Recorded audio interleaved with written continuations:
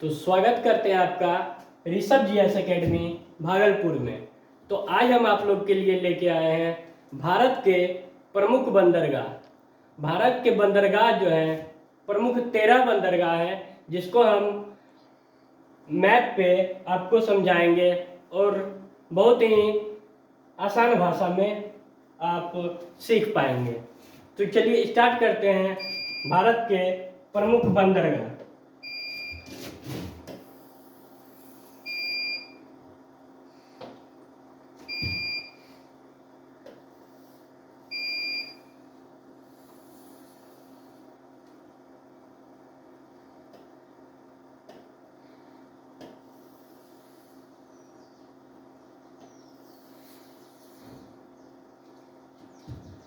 तो स्टार्ट करते हैं। यहाँ पे सबसे पहला बंदरगाह जो है यहाँ इस गुजरात के पास सबसे पहला बंदरगाह है कांडला। कांडला बंदरगाह जो है ये गुजरात के पास पड़ता है और ये अंतर्राष्ट्रीय बंदरगाह है। दूसरा बंदरगाह है मुंबई बंदरगाह। मुंबई बंदरगाह जो है यह महाराष्ट्र में पड़ता है, मुंबई बंदरगाह। और ये मुंबई बंदरगाह भारत का सबसे बड़ा बंदरगाह है। अगला चलते हैं तो अगला बंदरगाह है जवाहरलाल नेहरू बंदरगाह।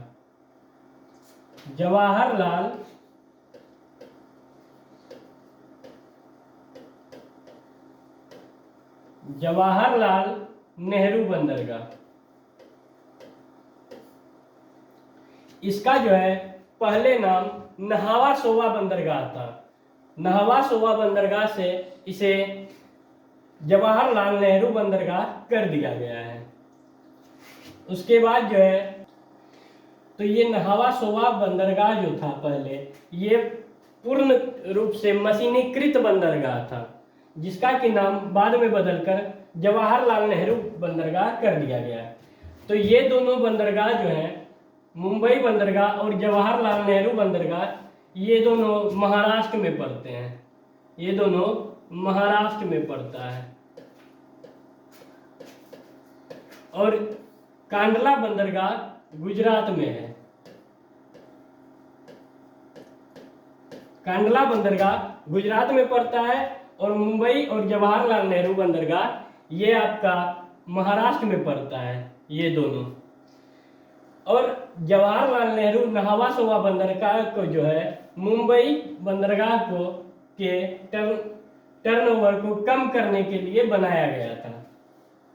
ठीक है, अगर आगे चलते हैं तो यहाँ गोवा के पास एक बंदरगाह है जिसका नाम मार्मा गोवा है। मार्मा गोवा है। गोवा के पास एक बंदरगाह है जिसका नाम मार्मा गोवा बंदरगाह है। उसके बाद चलते हैं, गोवा के बाद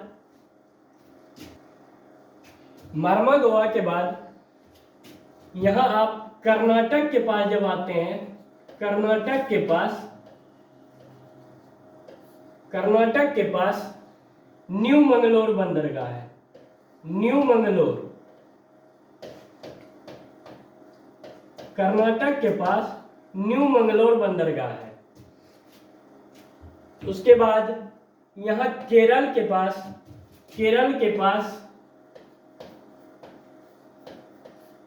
कोच्चि बंदरगाह है।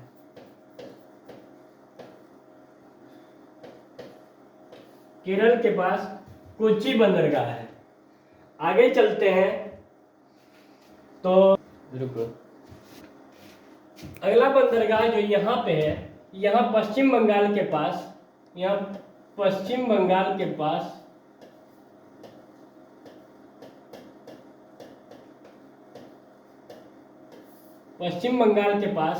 कलकत्ता बंदरगाह है। कलकत्ता बंदरगाह है। ये कलकत्ता बंदरगाह का पहले नाम हल्दिया था। हल्दिया बंदरगाह था। उसके बाद पश्चिम बंगाल से अगर थोड़ा नीचे चलते हैं तो यहाँ ओडिशा के पास ओडिशा के पास पारादीप बंदरगाह है, पारादीप बंदरगाह। ओडिशा के पास पारादीप बंदरगाह है।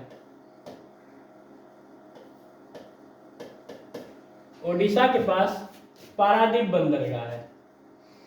उसके बाद यहाँ पे आंध्र प्रदेश में विशाखापत्तनम बंदरगाह है। कौन सा है? विशाखापत्तनम। ये बंदरगाह जो है बहुत ही गहरा बंदरगाह है। भारत का सबसे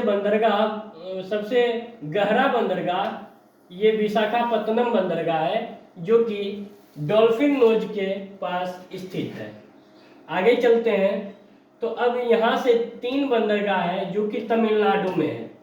ये 3 बंदरगाह कौन कौन से हैं आइए हम जानते हैं। तो तमिलनाडु के पास जो है, यहाँ पे तमिलनाडु के पास पहला एन्नौर है, एन्नौर बंदरगाह है। उसके बाद तूतीकोरिन है, एन्नौर बंदरगाह है, तूतीकोरिन है, एन्नौर बंदरगाह है तमिलनाडु में। उसके बाद एन्नौर से थोड़ा नीचे जो है यहाँ पे चेन्नई बंदरगाह है, चेन्नई। और चेन्नई बंदरगाह जो है भारत का सबसे कृत्रिम बंदरगाह है। सबसे बड़ा कृत्रिम बंदरगाह जो है ये चेन्नई बंदरगाह है। आगे चलते हैं तो लास्ट बंदरगाह जो है ये तूतीकोरिन है, तूतीकोरिन है।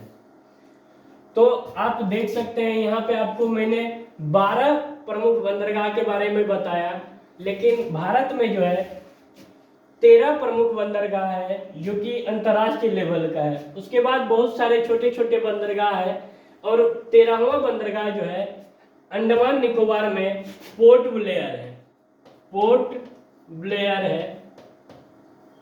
पोर्ट ब्लेयर बंदरगाह 13वां बंदरगाह है जो कि अंडमान और निकोबार द्वीप समूह में पड़ता है। तो तमिलनाडु का एक एन्नौर बंदरगाह जो है, इस एन्नौर बंदरगाह का नाम जो है, इस एन्नौर बंदरगाह का अभी जो नया नाम बनाया गया है, ये एन्नौर बंदरगाह का नाम कामराज बंदरगाह कर दिया गया है। एन्नौर का कामराज बंदरगाह कर दिया गया है।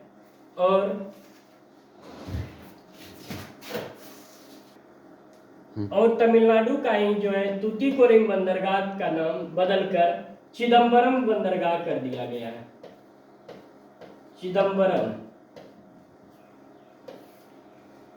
आप देख सकते हैं कि एन्नौर बंदरगाह का नाम बदलकर अब कामराज बंदरगाह कर दिया गया है और तूतीकोरिन का नाम बदलकर चिदम्बरम बंदरगाह कर दिया गया है।